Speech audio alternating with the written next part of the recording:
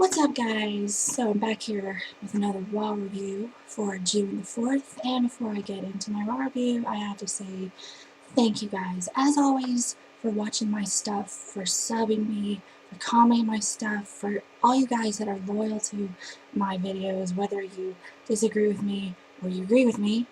I say thank you, and to all you new subs out there, which I have gained. Well, I won't tell you because I'm not going to count, but I have gained some in the past week, so I say welcome to the party. And also I say thank you for watching that video, who needs to go in the WWE, basically. That's actually got like 40 comments, and it's got a bunch of new subscribers given to me, so yeah, thank you guys for that. So let's get right into it. Raw this week starts off with Michael Cole, and that is never a good thing, but we'll see what he has to offer here. He says that there is one person to blame for all the destruction of the Big Show last week. That person, of course, is John Cena. Yeah, Cena comes out. Cole starts listing all of Big Show's victims from last week, saying that everything could have been prevented if Cena would have just basically done his job, done what he was supposed to do, instead of making jokes. All he did was just laugh it up and make jokes. Cole calls Cena self-centered and selfish. He calls him overrated, saying that we as fans need to be put out of our misery of watching John Cena matches. I gotta be honest here, it's the first time in pretty much ever that I've agreed with anything that Michael Cole has to say, because Cena is overrated and we do need to be put out of our misery of having to watch his matches. Yeah, first time ever that I will probably agree with Michael Cole. Yeah, Cena retaliates. I don't even remember what Cena said. All I remember is just Cole calling him overrated, which I thoroughly agree with. John Laurinaitis comes out and says, I think that Cena can make his own match for tonight, pick his own opponent. He picks, shocker, he picks Michael Cole. Cole is just about to pee his pants. He's so afraid. Please, Johnny, please don't make me do this. Yeah, Cole sucks as an actor, but anyway. So the match is made for later tonight. It'll be John Cena versus Michael Cole. That's your main event. Go figure. So, the first match of the night is Sheamus versus Dolph Ziggler. I gotta say, I loved this match. This is without a doubt my favorite match of the night. As much as I don't like Dolph Ziggler as a person or his character, I think he is a really awesome wrestler. I will say that.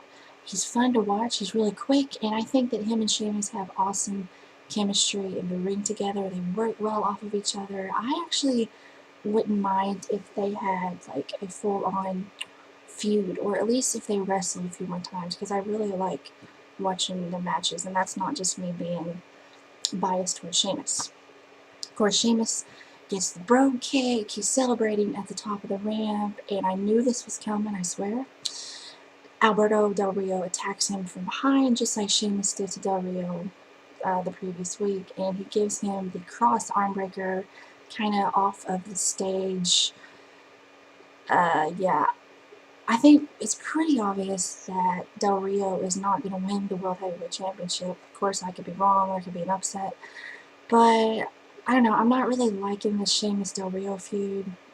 I am a Del Rio fan, but I will say it again, he's kind of gone downhill for me a lot in the past month or two. I just think he needs a drastic makeover, because he's a good wrestler, and, you know, I like him, but it's just, he needs a little bit of change, as I say again. I probably sound like a broken record with that, but.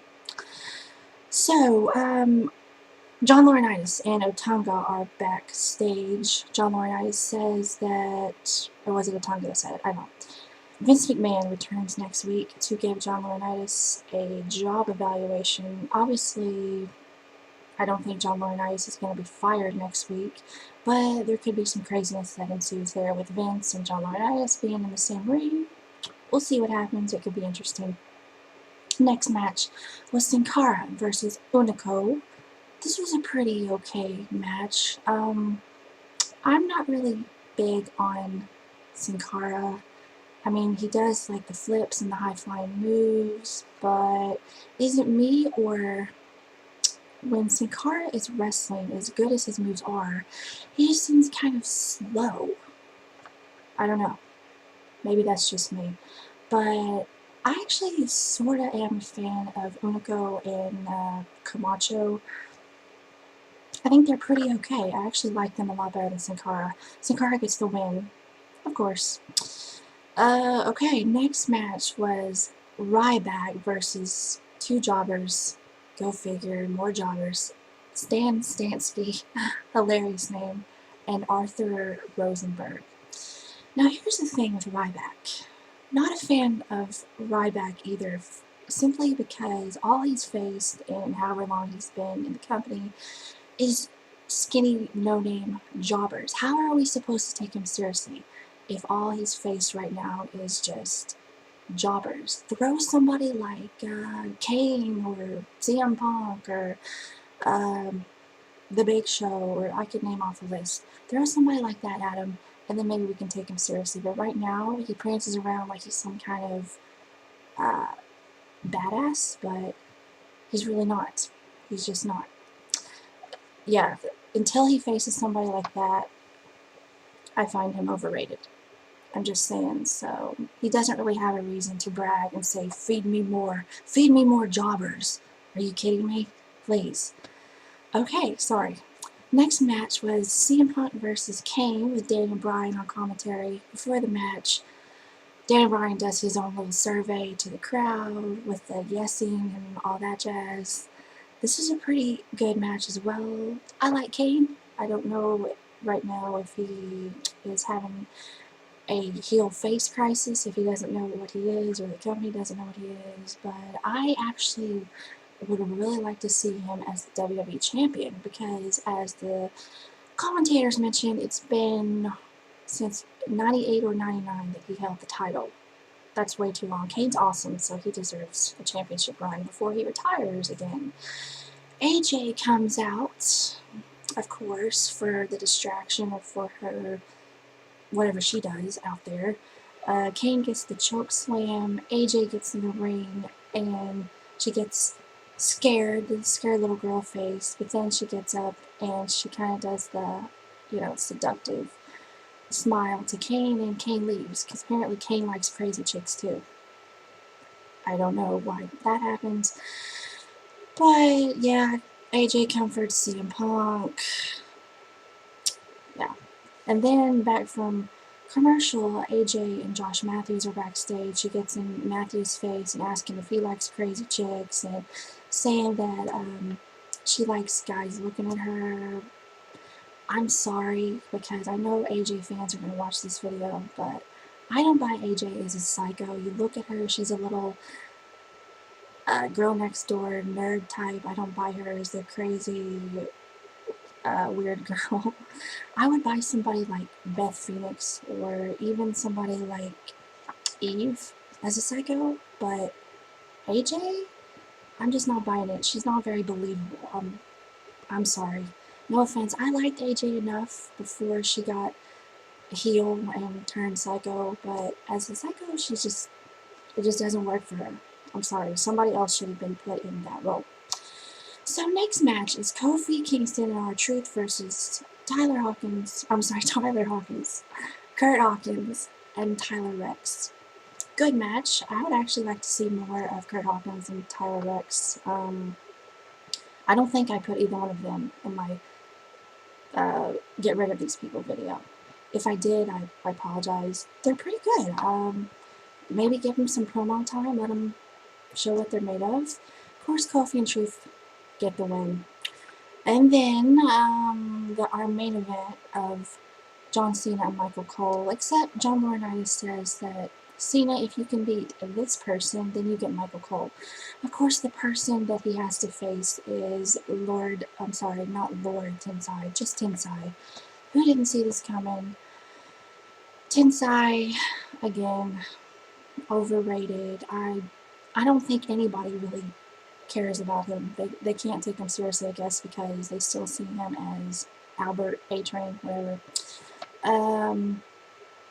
Tensai does not beat John Cena, so John Cena gets Michael Cole. This match ends up being a little bit of a joke with Michael Cole getting pants and stripped, and he gets barbecue sauce thrown on him, and John Cena forces Michael Cole to apologize to Jerry Lawler. He apologizes to JR. It's just a big comedy festival, only it wasn't really that funny. And then Tensai interferes and tries to take out Cena.